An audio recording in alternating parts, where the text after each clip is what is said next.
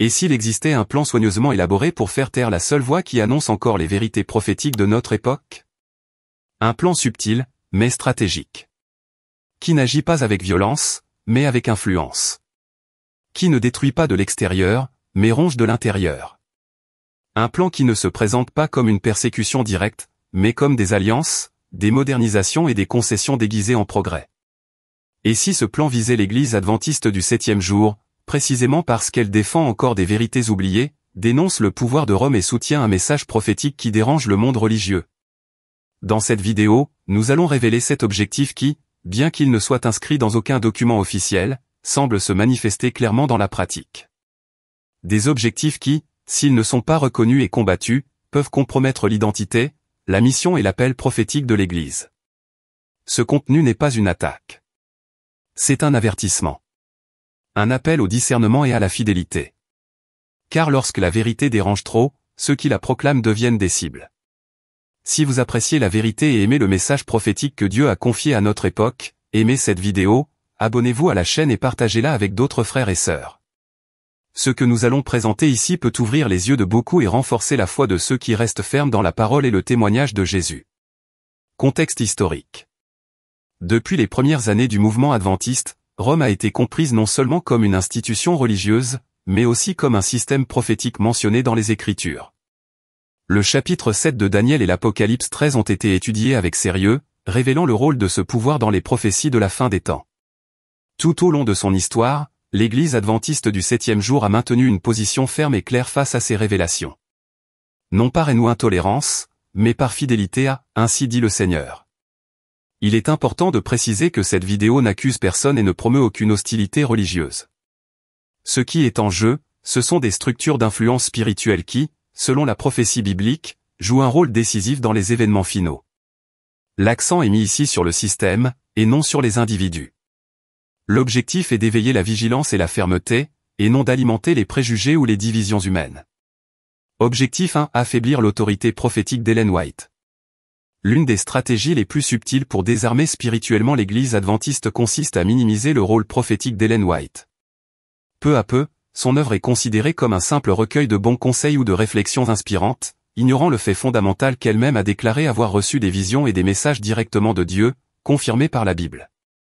Depuis les débuts de l'Église, le don prophétique manifesté en Ellen White a été un fondement qui a guidé la formation doctrinale, la mission et la croissance du mouvement adventiste.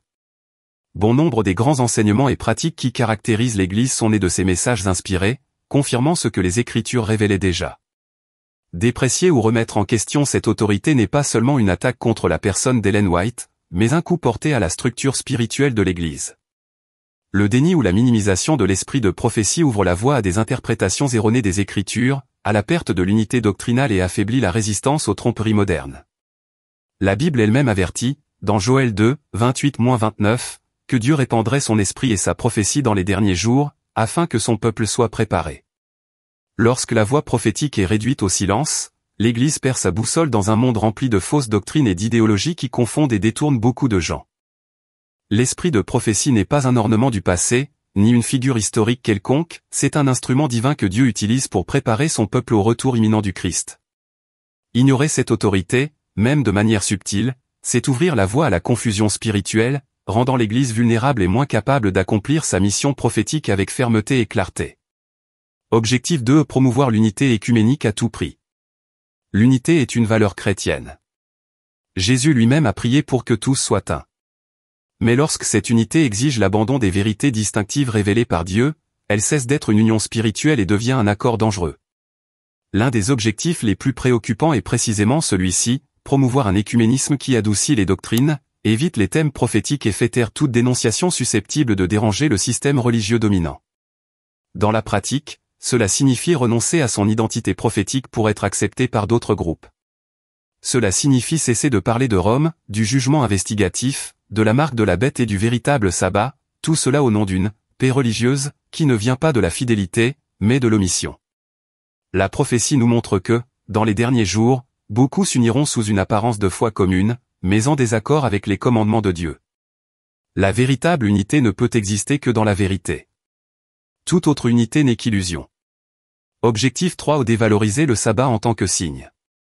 Le sabbat n'est pas seulement un jour de repos hebdomadaire, mais un signe sacré de l'alliance éternelle entre Dieu et son peuple élu. Il représente la fidélité de Dieu en tant que créateur et législateur, et l'obéissance des fidèles qui reconnaissent sa seigneurie sur toute la création.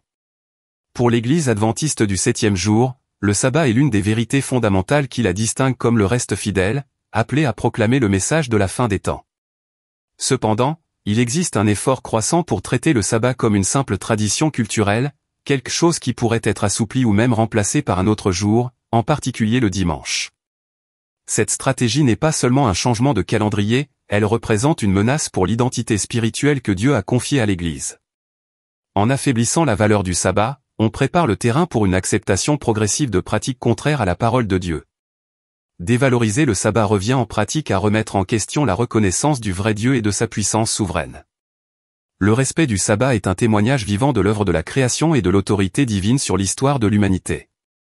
Lorsque le sabbat est minimisé, on perd également la compréhension de l'alliance spéciale que Dieu a établie avec son peuple, supprimant ainsi l'un des piliers qui soutiennent la mission et la fidélité adventiste.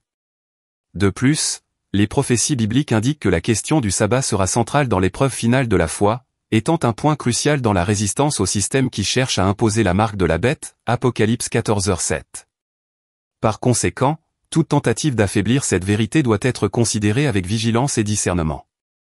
Et vous, avez-vous remarqué un changement dans la façon dont le sabbat est traité dans votre église ou votre communauté?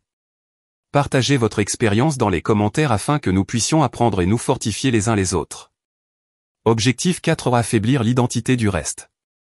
Être le peuple restant, c'est porter une mission spéciale et unique, être séparé, fidèle et vigilant au milieu d'un monde en crise spirituelle. Cette identité n'est pas simplement une étiquette, mais un appel clair à rester ferme dans la vérité et l'obéissance aux commandements de Dieu, en proclamant l'évangile éternel avec courage et fidélité. Cependant, il existe une tendance inquiétante à diluer cette identité si précieuse, en remplaçant le concept clair de « peuple séparé par Dieu » par un langage plus inclusif, générique et œcuménique. Ce changement apparemment subtil réduit la conviction que l'Église adventiste a une mission prophétique spécifique et urgente à cette époque, et peut affaiblir le zèle et la conscience de l'appel que Dieu lui a confié. Diluer l'identité restante revient essentiellement à effacer la distinction que Dieu a établie pour son peuple. Sans ce sens profond de l'appel et de la séparation, l'Église risque de devenir une dénomination parmi tant d'autres, perdue dans la foule des groupes religieux qui ne restent pas pleinement fidèles aux Écritures. Maintenir cette identité vivante, c'est entretenir la flamme du véritable témoignage biblique, la lumière qui brille dans les ténèbres et qui prépare le monde au retour de Jésus. C'est la fermeté dans cette identité qui soutient la mission et fortifie le peuple de Dieu face aux défis et aux épreuves des derniers jours. Objectif 5: remplacer le triple message angélique par des messages humanistes. Le triple message angélique d'Apocalypse 14 est au cœur de la mission adventiste, proclamer l'évangile éternel, mettre en garde contre l'adoration de la bête et appeler à la repentance. Cependant, un mouvement cherche à remplacer ce message clair et urgent par des discours génériques sur la justice sociale, la durabilité et des thèmes humanistes. Bien que ces causes soient importantes, lorsqu'elles détournent l'attention du message prophétique, elles affaiblissent l'appel biblique à la séparation du péché et à la fidélité au vrai Dieu. La mission de l'Église est avant tout spirituelle et prophétique, le monde a besoin d'entendre la vérité sur le jugement, la marque de la bête et le sabbat, et pas seulement de bonnes intentions sociales. Objectif 6: infiltrer subtilement des doctrines contraires. Une autre stratégie consiste à introduire progressivement des idées contraires à la foi adventiste, spiritualisme déguisé, relativisme biblique, croyance au salut universel et autres doctrines qui s'écartent de l'enseignement clair des Écritures et de l'esprit de prophétie. Ces influences, souvent présentées comme modernes ou inclusives, érodent le fondement doctrinal de l'Église. Elles sèment la confusion dans l'esprit des fidèles, suscitent des doutes et ouvrent la voie à de fausses interprétations, qui peuvent affaiblir la foi et l'espérance dans le retour de Jésus. La vigilance contre ces déviations est essentielle pour maintenir la pureté de l'Évangile et la fidélité à l'appel divin. Objectif 7: faire taire la voix des fidèles alertes. Enfin, l'un des objectifs les plus dangereux est de faire taire ceux qui restent vigilants et fidèles au message biblique et à l'esprit de prophétie. Ceux qui élèvent la voix contre les distorsions et alertent sur les dangers sont souvent qualifiés de radicaux, de fanatiques ou de dissidents. Ce silence vise à discréditer les gardiens de la vérité présente, affaiblissant ainsi le zèle et le courage du peuple de Dieu. Cependant, la Bible exhorte à ne pas craindre ni se taire face à la vérité. Les fidèles vigilants sont essentiels pour maintenir l'Église ferme et préparée. Que cette voix ne soit jamais étouffée, car c'est grâce à elle que la flamme de la vraie foi continuera à briller dans les ténèbres de ce monde. C'est cet objectif, bien qu'il ne soit consigné dans aucun document officiel, existe dans leur esprit. Il se manifeste à travers des attitudes, des tendances et des décisions qui mettent en péril l'identité et la mission de l'Église adventiste du 7e jour. L'Église reste le peuple élu de Dieu, appelé à proclamer la vérité présente jusqu'à la fin. Mais cet appel exige une vigilance constante, du courage et une fidélité inébranlable face aux défis spirituels. Nous vivons la fin des temps. Et le temps du silence est révolu. La vérité ne peut être réduite au silence, ni par Rome, ni par des intérêts humains, ni par des pressions internes.